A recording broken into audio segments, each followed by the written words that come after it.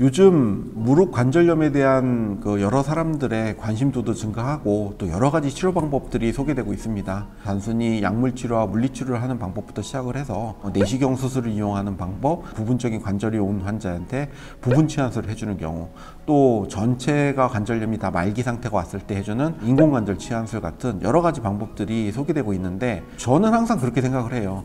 환자의 치료하는 데 있어서 가장 좋은 방법은 가장 환자에게 침습이 덜하는, 환자의 고통이나 환자의 조직을 더 손상시키지 않고 할 수 있는 치료 방법이 가장 훌륭한 치료 방법이라 생각합니다. 그래서 가장 좋은 치료 방법은 약물 치료와 물리 치료 같은 본질적 치료 방법이 제일 좋고요. 물론 그 치료 방법을 할 수 있는 단계가 지났을 때에는 그 다음 단계로 넘어가서 순차적으로 치료를 하는데, 줄기세포 치료 방법이 요즘 각광을 받고 있어서 그 치료 방법의 여러 가지 장단점에 대해서 설명드리려고 오늘 카메라를 켜게 됐습니다. 줄기세포는 말 그대로 어떤 생명체가 자라나고 하는데 그 근간이 되는 세포라고 얘기를 할 수 있습니다. 줄기세포는 사람 몸이나 개체가 만들어질 때 항상 세포에서부터 분할을 해서 조직과 개체, 기관이 되듯이 생명체를 이루는 가장 근본적인 그런 세포를 줄기세포라고 할 수 있겠습니다. 일단 줄기세포는 그냥 쉽게 우리가 얘기할 때 미분화세포라고 얘기를 하면 되겠습니다. 미분화세포라는 것은 어떤 조직으로 성장을 하거나 발생이 되기 전 세포를 미분화세포라고 하는데, 이 줄기세포는 각막으로도 될 수 있고 연골로도 될 수 있고 뼈로도 될 수 있고 사람 몸을 이루는 모든 조직과 기관으로 분화될 수 있는 능력을 갖고 있는 세포를 줄기세포라고 합니다. 자라고 성장하고 성인이 된 다음에도 그 줄기세포를 계속 끊임없이 만들고 있거든요. 그래서 만들어진 그 줄기세포를 이용하여 치료를 하는 방법으로 발전한 것이 바로 줄기세포 치료라고 볼 수 있겠습니다. 줄기세포는 크게 성체줄기세포와 배아줄기세포 두 가지로 나눌 수 있는데, 성체줄기세포라고 하면은 대부분 자기 몸에 있는 줄기세포를 뽑아내서 할 때의 치료 방법을 성체줄기세포 치료라고 할 수 있겠습니다.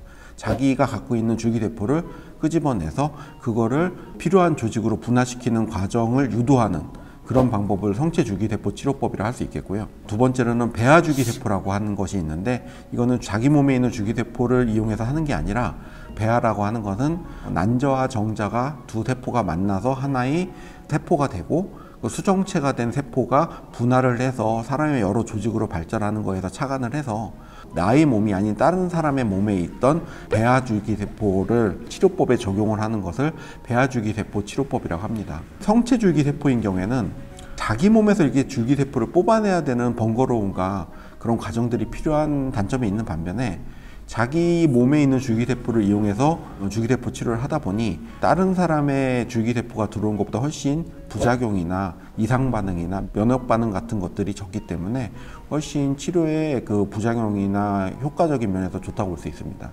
배아줄기세포 치료법인 경우에는 자기 몸에 있는 줄기세포를 특별히 뽑을 필요가 없는 간편성이 있는 반면에, 다른 사람이나 다른 조직에서 뽑아낸 줄기세포를 이용해서 환자의 몸에 주입을 해주기 때문에 큰 문제는 없지만, 그래도 사람 몸에 일어나는 일에 대해서는 장담할 수가 없습니다. 그래서 그것 때문에 그 부작용이나 면역 반응 같은 것들이 간혹 보고는 되고 있는 것으로 알려져 있습니다.